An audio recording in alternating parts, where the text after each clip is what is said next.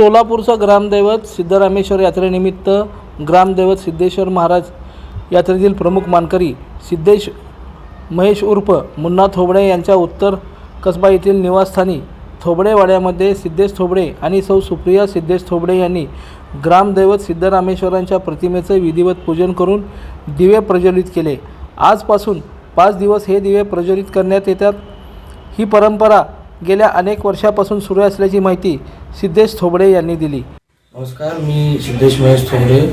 आज ग्रामदैवत श्री सिद्धरामेश्वर महाराजांचे यात्रेतील जे दिवे असतात ते घालायचा कार्यक्रम आज आमच्या थोबडे परिवाराकडून व थोबडेवाड्यात संपन्न झाला व हे दिवे हे 5 दिवसाचे दिवे असतात।